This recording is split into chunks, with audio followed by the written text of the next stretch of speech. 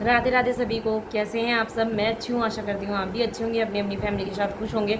बुरे लोग और बुरा समय आपसे बहुत दूर रहें। मेरी वीडियोस को देखने के लिए और सपोर्ट करने के लिए थैंक यू। मैं दिन में 2 बार लाइव आती हूँ इस टाइम पे, एक 2 बजे और एक रात में 10 बजे। अगर आप लोग ज्वाइन होना चाहें तो आप लोग ज्वाइन हो सकते हैं। कुछ कुछ आदमियों की बोल रही हूँ, कुछ आदमी भी होते हैं, कुछ औरतें भी होती हैं। मेरे केस में तो बहुत ही ज़्यादा है। आप मेरे वीडियोस देखते तो आपको पता होगा कि मैं अपनी लाइफ की आप बीती, जो मैंने जिया है, जो मैंने सहा है, मैं उसके बारे में बोलती हूँ। मैं सबको उसमें मेंशन नहीं करती कि सारे लोग वैसे होंगे, मैं ऐसा कुछ भी नहीं बोलती हूँ। जैसे कि पता है आप सभी को, मेरे पति फ़ौज में हैं, मेरे हस्बैंड आर्मी में हैं और इस टाइम घर से भागे हुए हैं। तो मेरे हस्बैंड का पहले ये था ना कि मेरी वाइफ गलत है, कैरेक्टरलेस है। उन्होंने हर एक पैंतरा आजमाया मुझे घर से निकालने के लिए। पर अगर मैं गलत नहीं हूँ तो गलत सिर्फ बोल देने से नहीं हो जाता, गलत साबित भी करना पड़ता है किसी इंसान को। अगर हम बोलते हैं कि नहीं, सामने वाले बंदे ने ये चीज़ की है, तो उसके लिए हमें सबूत चाहिए होंगे, सिर्फ मुँह से बोलने से नहीं हो जाता है। ऐसे ही मेरे हस्बैंड का है। जैसे ये पहले उन्होंने बोला कि मेरी वाइफ का ऐसा ऐसा है, और उसमें स्टोरी ये थी ना कि उन्होंने अपने दोस्त को घर का एड्रेस दिया था, मेरा फ़ोन नंबर दिया था और बोला था कि जाओ, मेरी बीवी और बच्चे यहाँ पे रह रहे हैं। रवि ने ही दिया था खुद उनको, उन भाई को बोला कि मेरे बीवी और बच्चे इस जगह पे रह रहे हैं लखनऊ में, और आप जाइए उनसे मिल लीजिए जाके। तो उन भाई का जब मेरे पास कॉल आया तो मैंने उनसे यही बोला कि जब आप इतने दिनों में नहीं आए हो तो क्या ज़रूरत है। तो उन्होंने बोला कि रवि ने बोला है कि बीवी और बच्चों से मिल लो जाके। तो मैंने कहा जो बंदा खुद घर नहीं आ रहा है, आप उसके लिए मतलब वो आपको बोल रहा है कि नहीं मेरे बीवी और बच्चों से मिल लो, तो बहुत बड़ी बात हो जाती है। हमने कहा मत आइएगा। अगर आपको फिर भी आना है, आपको लग रहा नहीं मेरे फ्रेंड ने बोला है और मुझे जाना चाहिए, तो आप अपनी बीवी और बच्चों को लेके आइएगा। अकेले घर आने की ज़रूरत नहीं है मेरे, क्योंकि मेरे हस्बैंड रहते नहीं हैं और मैं घर में एंट्री ऐसे दे नहीं सकती। जब ये हो गया तो रवि इसमें तो मुझे गलत साबित कर नहीं सकते। हाँ, वो रवि रिकॉर्डिंग ले ले करके भेज रहे थे सबके पास कि देखो ये हुआ, वो हुआ, वो हुआ। बट उसमें यही था कि मैंने उन्हें क्लियरली मना कर दिया था कि नहीं भाई, आप मेरे घर नहीं आ सकते हो, सीधी सी बात।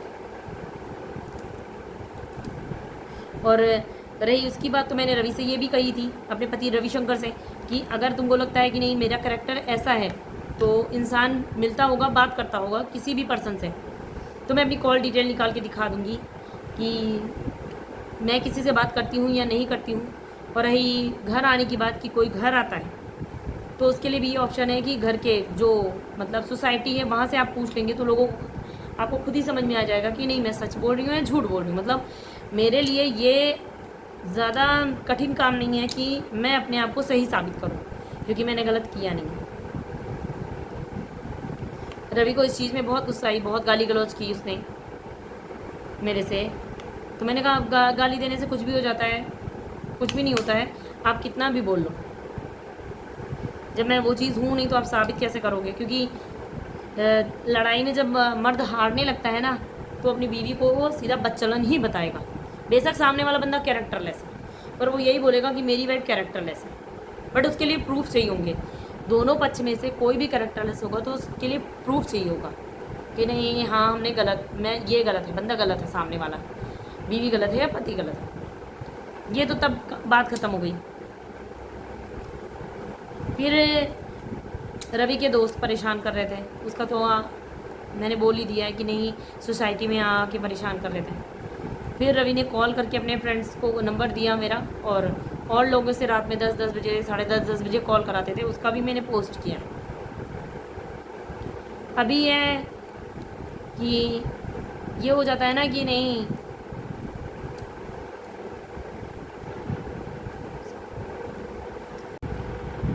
ये तो हो गई रियल लाइफ की बात। अब हम करते हैं सोशल मीडिया की बात। जैसे कि आप लोग देखें कि मैं पोस्ट करती हूँ, और मैंने ये भी बोला है कि अगर सेम चीज़ में अगर किसी को कुछ हेल्प चाहिए हो तो मेरे को जितना पता है मैं उतनी इन्फॉर्मेशन दे सकती हूँ और मैं हेल्प भी कर सकती हूँ। ऐसे में एक लोगों का मेरे पास मैसेज आया इंस्टाग्राम पे कि मैं लेडीज़ हूँ और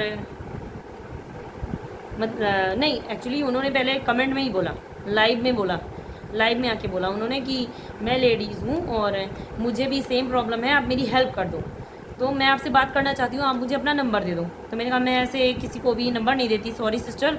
एक्चुअली आप ये करो कि आप मेरी इंस्टाग्राम आईडी पे जो भी है शानू गॉड 386, इस पर आप जो है कॉल कर लो, जो भी प्रोसेस होगा मैं आपको बता दूँगी कॉल पे। उसके बाद जो है उन्होंने कॉल किया, आईडी लेडीज़ के नाम की थी। जब उन्होंने इंस्टाग्राम पे कॉल किया तो वो जेंट्स का नाम, मतलब जेंट्स की वॉइस थी उस पर।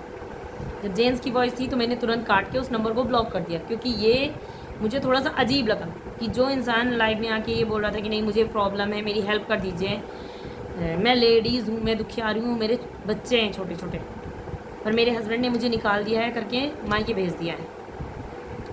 और उस पर अगर मैं उसकी हेल्प करने को तैयार हो गई, इंस्टाग्राम पे कॉल की थी उस पर, तो मैंने कहा ठीक है आप इंस्टाग्राम पे कॉल कर लो। जब उसका कॉल आया ना तो वो जेंट्स की वॉइस थी। मैं नॉर्मली किसी की भी कॉल रिसीव नहीं करती हूँ, ना ही जल्दी मैसेज का रिप्लाई करती हूँ, क्योंकि मैं इंस्टाग्राम बहुत कम यूज़ करती हूँ। बट हाँ, दिन में एक बार ज़रूर देखती हूँ कि शायद किसी ज़रूरतमंद को तो ज़रूरत नहीं है, किसी लेडीज़ को ज़रूरत तो नहीं है, क्योंकि मेरी भी किसी ने हेल्प ही की है, किसी लेडीज़ ने। तो मैं नहीं चाहती कि जो चीज़ें मैंने फेस की हैं अपनी लाइफ में वो किसी और को फेस करनी पड़े। उसके बाद मैंने उसको तुरंत ब्लॉक कर दिया। उसके बाद से आइडियाँ ब्लॉक करती रहती हूँ, लोगों के सेम आइडियाँ आती रहती हैं सोशल मीडिया पे।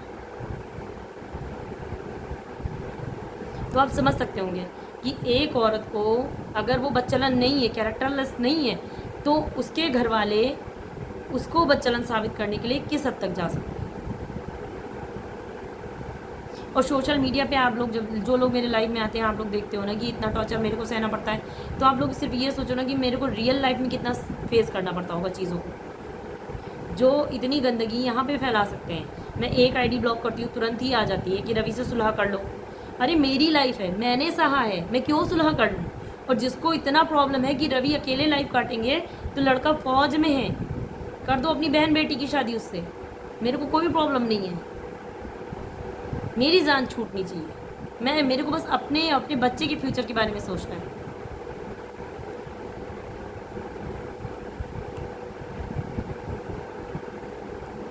क्योंकि मैं अब इन सब चीज़ों से परेशान हो गई, और ये पहली बार मेरे साथ नहीं हो रहा है कि पहली बार ये सब चीज़ें मेरे साथ हो रही, ये पहले भी मेरे साथ हो चुका है।